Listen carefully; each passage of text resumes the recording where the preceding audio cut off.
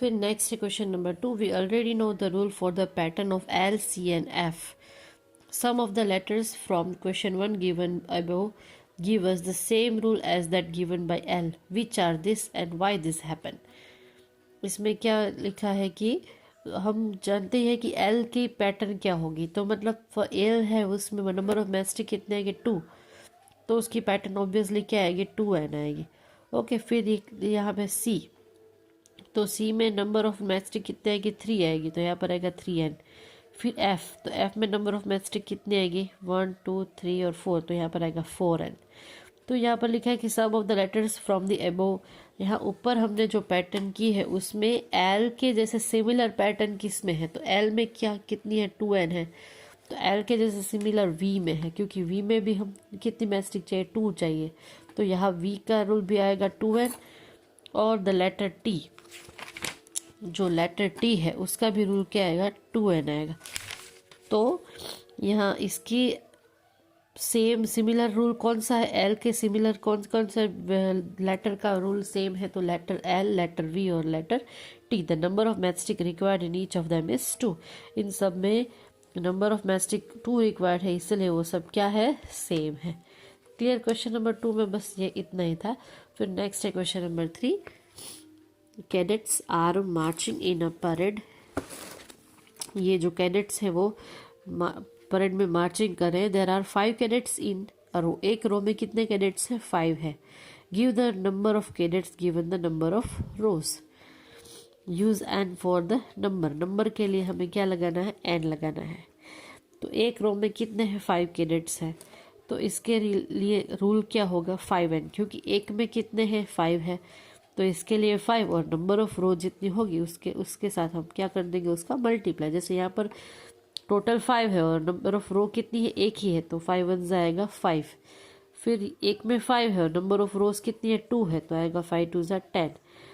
फिर एक में 5 है और नंबर ऑफ रोज कितनी है 3 है, then 5 3 15. n is equal to 3 is 15 और 5n. तो rule of to find the cadets in a row is क्या आएगा 5n. Okay, now next is question number 4. If there are 50 mangoes in a box. एक box में कितनी mango है 50 है. How will you write the total number of mangoes in terms of the number of box.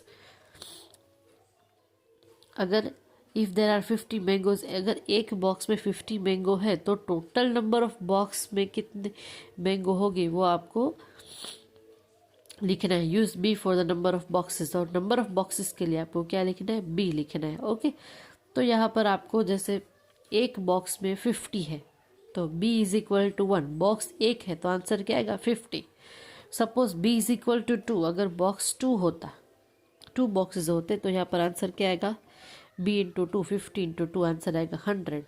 If box is equal to 3, अगर 50 के 3 box होते हैं, b is equal to 3, then यहाँ पर आंसर क्या आएगा 150. 53 ज़ा 150. Okay, then use the B. तो हमने यहाँ पर क्या वेरिएबल लिया है बी, क्योंकि यहाँ पर क्वेश्चन में ही लिखा है कि बी लेना है. यहाँ पर क्वेश्चन में ही लिखा है कि एन लेना है. अगर नहीं लिखा है तो आपको any variable you can take, आप कोई भी वेरिएबल ले सकते हैं. The total number of mangoes of 50 B. इसका रूल क्या आएगा 50 बी आएगा. ओके, 50 इंटू बॉक्स, जितने बॉक्स हो गए उसके उतने साथ क्या कर देंगे हम इंटू कर देंगे. क्लियर. Question number 4.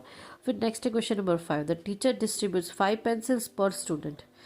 एक स्टूडेंट को कितनी टीचर पेंसिल डिस्ट्रीब्यूट करती है 5 पेंसिल. 5 students 5s.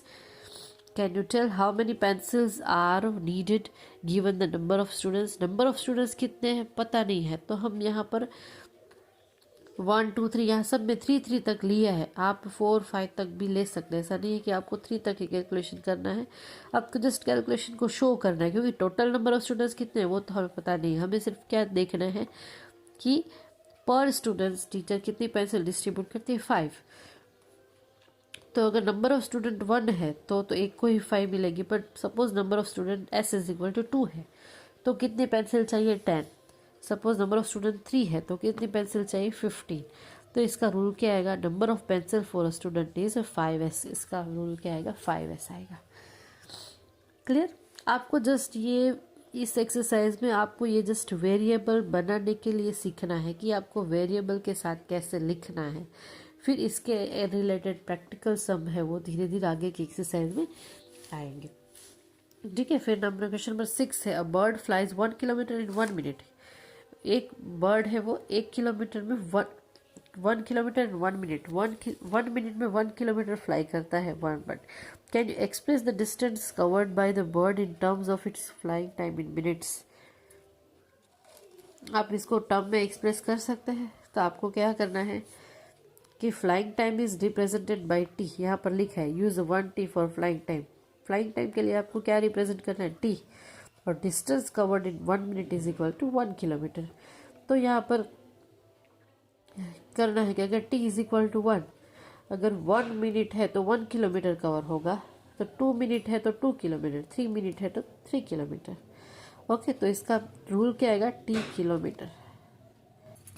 फिर नेक्स्ट है question number 7, Radha is drawing a dot rangoli, a beautiful pattern of lines joining dots with chalk powder. She has 9 dots in a row. एक row में कितने dots हैं, 9। Then how many dots will her rangoli have for R rows. How many dots are there if there are 8 rows, if there are 10 rows. फिर यहाँ पर क्या दिया है कि एक रो में कितने डॉट्स हैं, 9 है। ओके, तो 9 रोज है। और how many dots will her rangoli have for R rows. R rows मतलब यहाँ पर आर है वो वेरिएबल है, कि नंबर ऑफ रोज कितनी है वो पता नहीं है, तो इसके लिए हमने यहाँ पर क्या लिया है, आर लिया है। और डॉट्स कितने हैं, तो 9 है। ओके, तो रूल क्या आएगा, ऑब्वियसली 9R।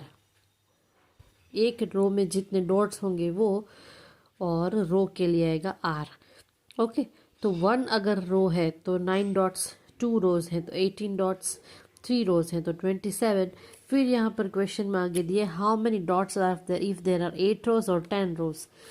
तो 8 के लिए आएगा 8, तो नंबर ऑफ डॉट्स 9 और 8 रोज मतलब 9 8 72। और इफ देर आर 10 रोज मतलब कि 10 और we have 9, each row 9 dots, 9 10s are 90 dots. Clear, तो ये आपका क्वेश्चन नंबर 7। फिर next question number 8, Leela is Radha's younger sister.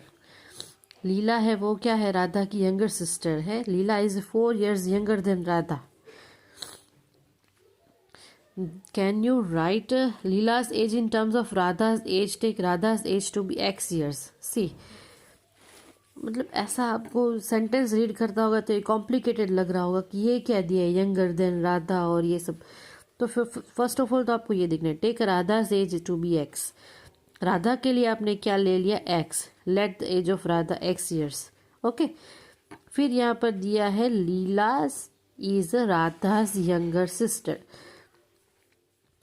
Age of Leela is 4 years younger than Radha. Leela है वो क्या है, राधा से 4 year यंगर है, बड़ी है। तो यहाँ पर आएगा age of Leela is equal to age of Radha minus 4 years। तो यहाँ पर Leela is 4 years younger than Radha, मतलब कि राधा से 4 years क्या है, यंगर देन, छोटी है। Then can you write the Leela's age in terms of Radha's age, take Radha's age to be x years। मतलब ये छोड़ दो आप, आपको अगर ये बोला जाए कि आपकी बहन है वो आपसे 2 years या 3 year छोटी है, तो ऑब्वियसली क्या होगा, आपकी एज में से, सपोज आपकी एज 10 है, तो आपकी एज में से उसकी एज हम क्या कर देंगे, जितनी एज मतलब जितना ईयर बोला होगा उतने हम क्या कर देंगे, उसको माइनस कर देंगे। तो यहाँ पर राधा की एज कितनी है वो पता नहीं है, तो इसके लिए हमने क्वेश्चन में क्या लिखा, x। तो राधा के लिए x दिया है, और लीला है वो कितने साल छोटी है, 4 years। तो राधा की एज में से लीला की एज है वो क्या कर देंगे, हम माइनस कर देंगे, तो लीला की एज है वो हमें पता चल जाएगी। पता चला, फिर से ये एक्सप्लेन करती हूँ। सी, ऐसे क्वेश्चंस, एज के रिलेटेड क्वेश्चन आपको प्रैक्टिकल सम में भी आएंगे, तो आपको ये बनाना आना चाहिए, ठीक है। Take the Radha's age to be x years, then x। तो राधा की एज के लिए यहाँ पर क्वेश्चन में लिखा है x, और लीला है वो उससे 4 years यंगर है, मतलब कि यहाँ पर क्या आएगा, -4। तो Radha age of Radha is equal to x years, और age of Leela is equal to x minus 4 years। Clear. फिर next question number 9, mother has made laddus. Mother है वो लड्डू बना रही है। She give some laddus to guest. उसने कुछ लड्डू है वो गेस्ट को दिए हैं, एंड गेस्ट और फैमिली मेंबर को दे दिए। Still 5 laddus remain. Then if the number of laddus mother gave away is L, then how many laddus did she make? See, अभी उसके मदर ने कुछ लड्डू बनाए हैं और उसने कुछ गेस्ट और फैमिली मेम्बर्स को लड्डू दे दिए हैं और स्टिल उसके पास कितने रिमेन है 5. तो how many laddoos did she make, कितने लड्डू उसने बनाए हैं. तो टोटल नंबर ऑफ लड्डूज कितने हैं वो पता नहीं है. तो लेफ्ट अभी कितने बचे हैं उसके पास 5 बचे हैं. ठीक है. और number of laddoos given away उसने जो दे दिए हैं वो कितने हैं L है. क्योंकि हमें कोई वैल्यू फिक्स पता नहीं होती तो उसके लिए हम क्या लेते हैं, ऑब्वियसली वेरिएबल लेते हैं. तो हमने लड्डू के लिए L वेरिएबल ले लिया. ठीक है. Then the total number of laddoos made by mother, कितने बनाए हैं वो पता नहीं है, इसलिए हमें टोटल नंबर ऑफ लड्डूज के लिए क्या लिया L और फिर प्लस की साइन. और अभी उसके पास कितने बचे 5. तो इसका आंसर आ जाएगा L + 5. क्लियर. फिर next question number 10. Oranges are to be transferred from larger box into smaller box.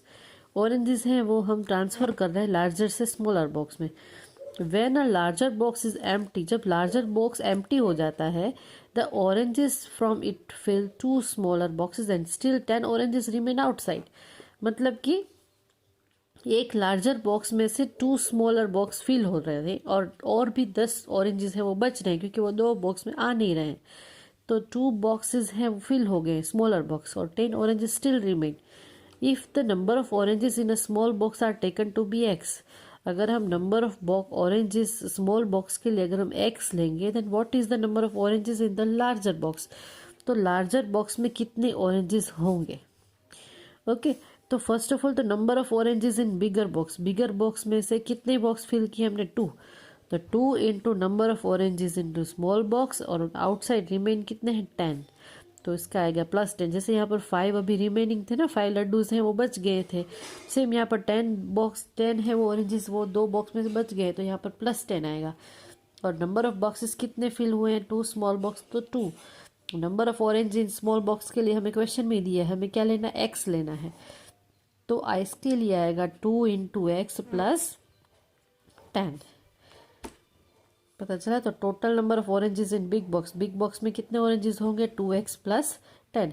क्योंकि टोटल ऑरेंजेस कितने वो हमें पता नहीं है तो इसके लिए हम क्या लेंगे X.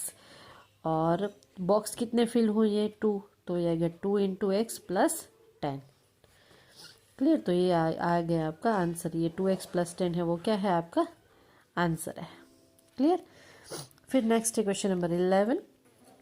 Look at the following matchstick pattern of squares. Squares की पैटर्न देखो. The squares are not separate. Squares हैं वो सेपरेट नहीं है. 2 नेबरिंग स्क्वायर्स हैं क्योंकि एक मैस्टिक है वो दोनों को, ये एक साइड है वो दोनों की मतलब सेम साइड है, ये इसकी भी है और ये इसकी भी साइड है. 2 नेबरिंग स्क्वायर्स है वो कॉमन मैस्टिक. ये एक मैस्टिक है वो सब में क्या है कॉमन है. Observe the pattern and find the vertical stick at the end. You will get a pattern of CS. और ये क्वेश्चन नंबर B है उसमें भी सेम ये है कि यहाँ पर ये क्या है, यहाँ पर एक सेम मैस्टिक है वो कॉमन है. यहाँ पर ये मैस्टिक है वो क्या दिए सब कॉमन दिए. Now number of mastic when n = 1, n 1 है तब उसके इज क्या होगा उसका, क्योंकि एक पैटर्न है तो उसके लिए क्या आएगा 4. ओके. बट जब नंबर ऑफ पैटर्न 2 है तो इसके लिए मैस्टिक कितनी चाहिए. तो ये देखो 1 2 3 4 5 6 और 7. तो यहाँ पर आंसर क्या आएगा 7. 2 इज जब नंबर ऑफ पैटर्न 2 होगा तब इसमें क्या आएगा 7 आएगा. फिर 3 है तो 3 के लिए 1 2 3 4 5 6 7 8 9 और 10. तो टोटल मैस्टिक कितनी चाहिए 3 पैटर्न के लिए 10. तो यहाँ पर आएगा n = 3 और मैस्टिक होगी 10. फिर 4 है तो 1 1 2 3 4 5 6 7 8 9 10 11 12 13. तो यहाँ पर n = 4 और यहाँ पर आंसर क्या आएगा 13. ओके. तो इसके लिए रूल क्या बनेगा 3n + 1. क्या रूल बनेगा 3n + 1 क्योंकि 3 है वो सब में क्या रहेगा कॉमन रहेगा. और फिर जितने जितने पैटर्न होंगे उसका हम क्या कर देंगे उससे इंटू कर देंगे. जैसे 3 है वो सब में कॉमन है और उसका 1 से इंटू कर देंगे तो फिर उसका 1 से जितनी पैटर्न होगी उससे इंटू करेंगे। जैसे यहाँ पर 1 पैटर्न है तो 3 इंटू 1 3 और 3 + 1 आंसर आएगा 4।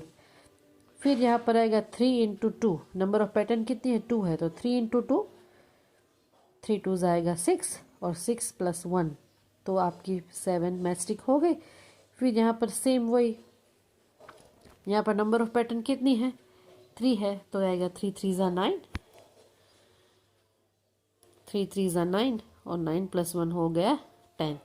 फिर यहाँ पर सेम 4 पैटर्न्स है तो आएगा 3 4 12 और 12 + 1 हो गया 13। तो यहाँ पर रूल क्या आएगा 3n + 1, 3 हो वो सब में कॉमन आएगा और नंबर ऑफ पैटर्न है वो क्या हो जाएगी चेंज। यहाँ पर 1 है, यहाँ पर 2 है, यहाँ पर 3 है, यहाँ पर 4 है तो यहाँ पर क्या हो जाएगा चेंज और सब में 1 1 क्या कर देंगे इंटू कर देंगे। सेम यहाँ पर कौन सा रूल होगा, जैसे यहाँ पर 3 है तो यहाँ पर हम रूल लगाएंगे 2n + 1, क्योंकि सब में ये देखो n = 1 इज़ 3, फर्स्ट पैटर्न है तो उसमें क्या है 3 है। फिर सेकंड पैटर्न है तो उसमें कितनी मैस्टिक है 1 2 3 4 5 तो उसमें मैस्टिक है 5। फिर थर्ड पैटर्न है उसमें 1 2 3 1 2 3 4 5 6 और 7 तो उसमें मैस्टिक कितनी है 7 है। फिर इसमें मैस्टिक 1 2 3 4 5 6 7 8 9 तो इसमें मैस्टिक है 9। ओके, तो इसके लिए हम क्या रूल बनाएंगे 2n + 1, मतलब कि 2 तो सब में कॉमन ही है, 2 मैस्टिक है वो सब में कॉमन है तो 2 तो आएगा और +1 और नंबर ऑफ पैटर्न जितनी होगी उससे इंटू कर देंगे। तो जैसे 2n + 1 है तो 2 इंटू 1 2 1 2 2 + 1 3 तो यहाँ पर टोटल मैस्टिक भी कितनी है 3 है। फिर जैसे यहाँ पर ये रूल हम लगाएंगे 2n + 1 तो नंबर ऑफ पैटर्न 2 है 1 और 2 तो 2 2 होगा 4 और 4 + 1 हो जाएगा 5। तो वैसे भी यहाँ पर टोटल नंबर ऑफ मैस्टिक कितनी है 5 है। तो जैसे यहाँ पर रूल लगाया था हमने 3n + 1, सेम यहाँ पर रूल आएगा 2n + 1। दस the required rule is 2n + 1 और ये हो गया 3n + 1। तो सी ये आपकी ये जो एक्सरसाइज 11.1 है वो क्लियर हो गई है। तो होमवर्क में ये आपको आपकी नोटबुक में सॉल्व करनी है। ओके।